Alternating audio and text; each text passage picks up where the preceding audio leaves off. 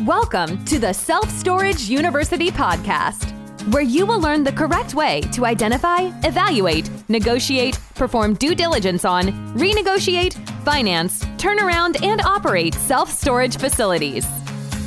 And now, here is your host, a partner in one of the largest real estate portfolios in the U.S. with nearly $1 billion of holdings, Frank Rolfe.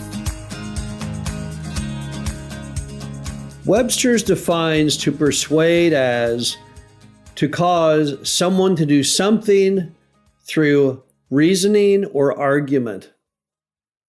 This is Frank Rolfe with the Self-Storage University podcast. We're going to talk about persuasion, how it works, and how to use it to get that self-storage facility at the price you want to buy it at. So there are basically two types of persuasion used in the self-storage industry. The first type is called direct persuasion. Now, in direct persuasion, you confront the issue head on. You tell the seller, here's what I want, and here's why it's good for the both of us. So you might say, I want to buy this self-storage property for $1 million because, number one, I will be the perfect steward of it. I will take it to the next level. I will keep all your existing customers extremely happy. You'll be very happy with me. Number two, I'm the most logical buyer for it because I really want to own something in this area. It's an area I'm very focused on. And number three, $1 million is a very, very fair price because this self-storage facility only generates about $80,000 a year of net income. At an 8 cap, that's about $1 million. And so that is a fair price for me as the buyer and you as the seller. And also, don't forget, you have no debt on this property. You build it for next to nothing, so it's a huge payday for you too. That's your direct persuasion. You just tell them, here it is, here's how it goes, and I want to go ahead and get this thing bought. But yet there's another kind of persuasion out there called indirect persuasion. So it's also called an O. Henry persuasion. Now, O. Henry was an author back in the 19th century. He wrote a large number of books, and in those books, it always had the same thing. You had someone who basically thought a certain way, and at the end of the book, he learns that they were wrong the entire time. You have someone who says, I don't like hard work. Hard work is for chumps. I'm going to live a life of crime. And at the end of the book, they would say, oh my gosh, I screwed up all along. Crime isn't where it's at. I should have been doing things legitimately. So how do you have indirect persuasion with a self-storage facility? Well, what you do is you tell the seller, look, I'd like to pay more for your property, but just like you, I have to get a loan because all real estate is based on the concept of lending. And the lenders, you know how they are. They don't want to feel spooked that they can't get their money back if I default and they sell it at auction. They want to come out whole. And as a result, I've talked to a number of these banks, and they tell me they can't finance more than $1 million on this property.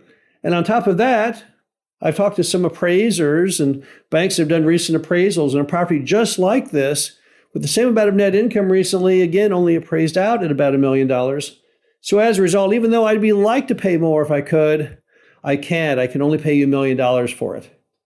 So the indirect persuasion, as you can see, I'm using somebody else as the scapegoat. I'm trying to get some commonality with the seller and say, hey, I'm just like you. I want to get the most I humanly can for the property. But unfortunately, I'm not the decision maker. It's the bank. It's the appraiser. Now, when should you use direct persuasion versus indirect? Well, most people use direct persuasion because it seems easier, more logical to use. But indirect persuasion is much better when you face the hostile owner, the owner who does not agree with where you're going, the owner that wants way more money for their property than what you're offering. Because you're trying to establish common ground and you're trying to explain to them why this is all you can do, but you're trying to pass the blame onto someone else so they don't get mad at you. It's kind of like good cop, bad cop, right? You want to be the good cop, but you want to blame and get all the things you want to get by claiming that the bad cop is making you do it. So if you're looking at a self-storage facility and the amount that the person wants is far, far in excess of what you're wanting to pay, then you probably want to pop into the indirect persuasion mode, where you can bond with them and explain to them how you're kind of a victim of the system and that's all you can do. But if you think there's a chance they might go with the price you're going to propose, then direct persuasion may be the better course. Now, in both direct persuasion and indirect persuasion, of course, you also have to remember all the rules of negotiating, which is typically one party has to throw out an initial price.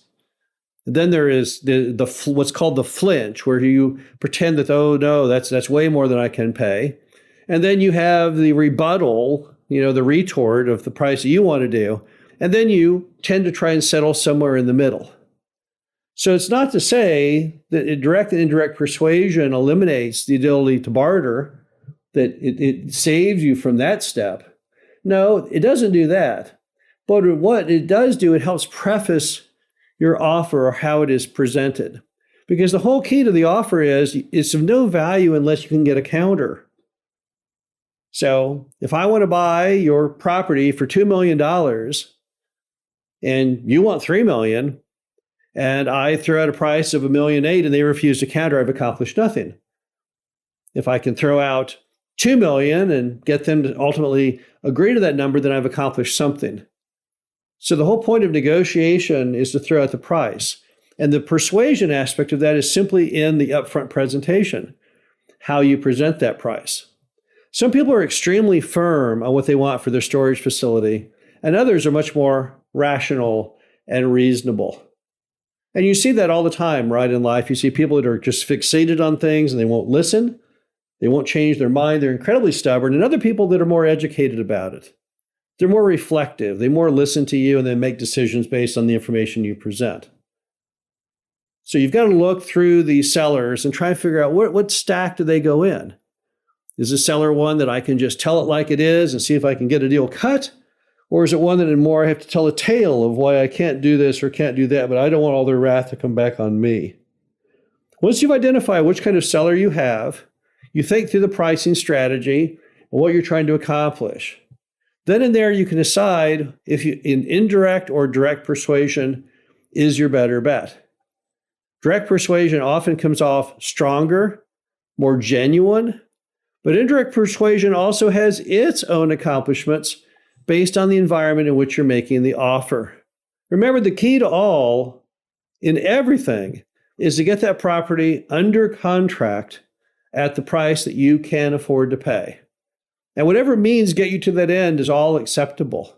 And sometimes you'll know what to do instinctively when you talk to the seller, just based on your background of other negotiations you've made throughout your entire life. All of that will come into play and you'll say, aha, I think I know what to do in the case of this seller to go ahead and get that deal cut. This is Frank Rolfe, the Self-Storage University podcast. Hope you enjoyed this. Talk to you again soon. Thank you for listening to the Self-Storage University podcast. Be sure to visit us at ssupodcast.com, where you can learn the correct way to identify, evaluate, negotiate, perform due diligence on, renegotiate, finance, turnaround, and operate self-storage facilities.